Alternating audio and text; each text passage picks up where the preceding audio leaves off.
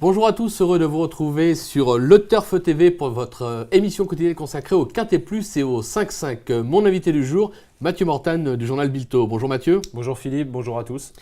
Ce mercredi bien sûr, on se retrouve à la Capelle pour la 5e étape du JNT, une épreuve pour chevaux de 5 à 10 ans sur les 2750 mètres.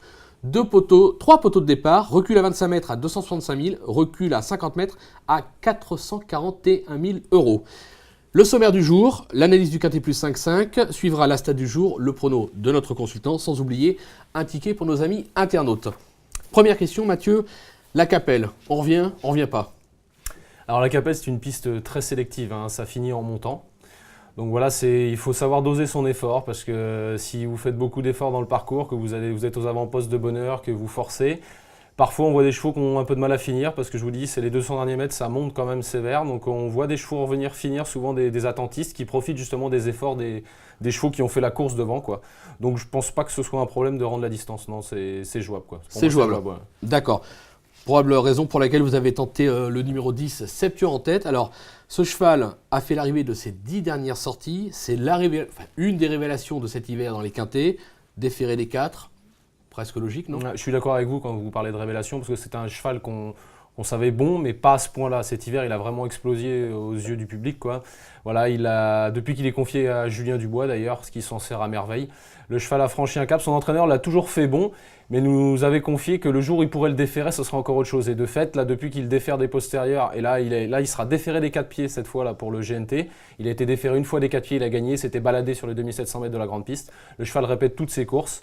Il est, je pense, encore meilleur piste plate. Je me rappelle d'une victoire à Bordeaux, là, il y a de ça quelques mois, où il s'était véritablement envolé, quoi. Il était au petit trot tout le long de la course. Il avait gagné 30 mètres sur une piste sélective. Bon, certes, corde à droite, mais Bordeaux, c'est une piste très sélective aussi. Clair. C'est un peu le même profil que là. Voilà, il est très pratique, il démarre. Voilà, on peut le mettre partout. Il sait finir ses courses. Il a vraiment le profil pour réussir dans ce style de course comme le GNT, voilà, où il faut quand même des chevaux assez maniables. Parce qu'on a pu le remarquer lors des premières étapes, il y a souvent des chevaux fautifs, tout ça. Donc lui, c'est vraiment pour moi un bon point d'appui au départ de cette course-là, même s'il doit rendre la distance, qu'il n'est pas particulièrement bien engagé, mais je pense que tous les atouts qu'il a peuvent compenser ça, quoi. D'accord, on l'aura compris, une base solide. Derrière une femelle avec le numéro 7, Tornade du Dijon. Alors, 3 succès cet hiver. Dernièrement, à Angoulême, c'était pas mal. Déféré des 4, Bazir. Là aussi, ça semble être la confiance, une base logique. Oui, Angoulême, c'était plus que pas mal puisqu'elle a gagné, la jument. C'était pas le même lot. C'était pas le même lot, mais rendez 25 mètres sur une piste pas facile pour rendre les distances. Elle les a transpercées en face et s'est baladée.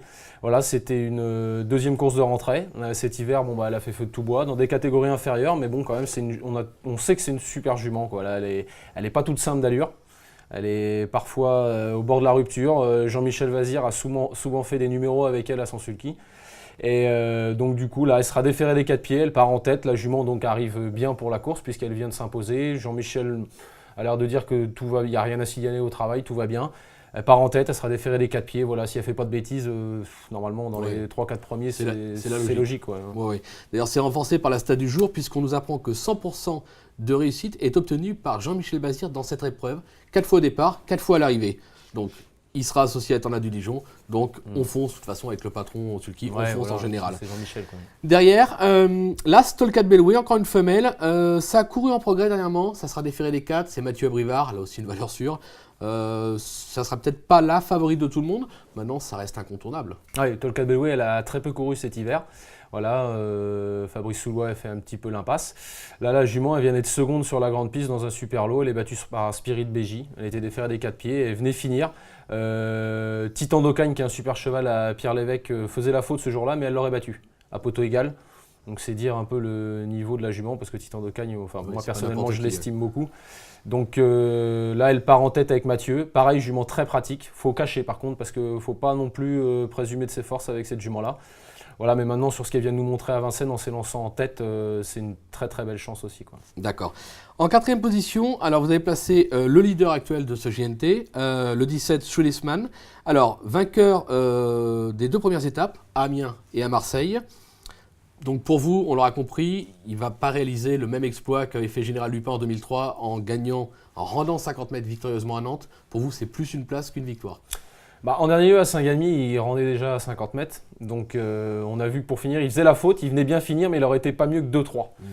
Je pense que là, l'étape est encore plus relevée. Donc je ne peux pas lui voir une toute première chance pour gagner. C'est un super cheval, hein. Il a un moteur, c'est sûrement lui qui a le plus gros moteur de la course.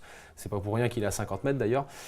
Mais voilà, je vous dis, ça va pas être tout simple. Il y a des clients en tête, des clients à 25 mètres. Voilà, le cheval, maintenant, il va faire sa course, hein. Je pense que l'autre jour, faut pas lui en tenir rigueur. Thierry Duval d'Estaing était peut-être un petit peu chaud, il l'a dit après la course. Il a voulu venir prendre la seconde place, il a un petit peu trop commandé. Le cheval s'est montré fautif. Mais il finissait en une superbe action, il n'était pas cuit du tout. Donc voilà, je pense que là, il va encore faire sa course. Et sur une piste comme la Capelle qui est très sélective, je pense qu'il aura l'occasion de revenir sur les chevaux de tête et donc participer activement à l'arrivée. D'accord, donc lui aussi, on lui fait confiance. Derrière, le numéro 3, Rockefeller Center. Alors, bon vainqueur dernièrement au Mans. On attendait ça depuis un bout de temps. Est-ce qu'il est vraiment revenu à son meilleur niveau, ce cheval-là ? Au vu de sa perf du Mans, on a envie d'y croire, quoi. C'est un cheval, c'est une bête à chagrin, comme on dit, hein. Voilà, c'est un cheval qui a sûrement pas ses gains, quoi. Il a beaucoup de problèmes. D'ailleurs, on l'a vu souvent être déclaré à Vincennes et non partant au dernier moment. Voilà, il a des soucis de jambes. Donc là, la dernière victoire au Mans, elle est assez impressionnante parce qu'il fait le tour de Récital Carizé. Récital Carizé qu'on a vu lutter avec Swedishman à Marseille-Borelli dans l'étape du GNT, justement. Il lui fait le tour donné au vent, le coton dans les oreilles sans artifice et Jean Baudron se contente de tenir ses ficelles, comme on dit, pour finir. Il ne bouge pas. Alors qu'Éric Raffin s'occupe sévèrement de son cheval pour finir et il le domine de peu. Il y a une longueur, mais très sûrement, quoi. Donc là, sur cette perf-là, il s'élance en tête. Il faut en profiter. Quand ce cheval-là, il a des périodes de forme très courtes, quand il est bien, il faut en profiter et s'en méfier au plus haut point parce que c'est, je pense, vraiment un bon cheval, quoi. D'accord, donc ça peut être la belle surprise de cette étape à la Capelle. Derrière, là aussi un très bon cheval, le 16 Quickly Paris. Il vient de faire une super perf derrière Soleil du Fossé. Sur cette course-là, sur sa lancée, on en attend une confirmation. Oui, un Grand Prix du Centre-Est assez cran en partant ce jour-là. Il s'est retrouvé dans les derniers, mais il était 4e ligne à 2, donc pas si loin de la tête. Voilà, il est venu dominer le groupe des poursuivants de Soleil du Fossé. Bon, c'est Soleil du Fossé quand même, on sait que maintenant le cheval approche de bientôt courir les meilleurs. Donc voilà, une deuxième place derrière lui, c'est superbe, quoi. C'est comme une victoire. Bon, il était déféré des 4 pieds ce jour-là, là il sera que déféré des postérieurs. Je ne suis pas sûr que ce soit plus facile aujourd'hui, même s'il n'y a pas de Soleil du Fossé dans la course. Le lot est beaucoup plus fourni. Voilà, c'est une super perf l'autre jour. Le cheval est revenu au sommet de son art, je pense. Donc là, vu l'engagement, il est quasiment au plafond des gains à 25 mètres. C'est une très belle chance pour les places. Mais bon, pour être dans les 3, il va falloir quand même qu'il sorte une sacrée valeur, quoi. D'accord. Derrière, un cheval bien engagé, le 6 Sophie Duvif. Alors, moi j'ai une question. Sophie Duvif, elle n'est pas meilleure sur herbe? Parce que moi, elle m'a impressionné l'an dernier. C'était le Trophée Vert, plusieurs fois à l'arrivée, de nombreuses fois d'ailleurs. C'était impressionnant. Sophie Duvif, c'est la vraie jument d'herbe, hein. De toute façon, voilà, ça, je vous l'accorde. C'est sûr que sur l'herbe, je pense qu'elle va une seconde plus vite, quoi. Ouais. Voilà, maintenant, c'est justement le fait de courir sur l'herbe l'an dernier. Elle n'a pas eu de course dure, donc c'est une jument qui n'est pas usée, je pense. Voilà. Émeric Thomas, il s'est évertué justement à la garder sur l'herbe pour qu'elle n'ait pas de rue de combat.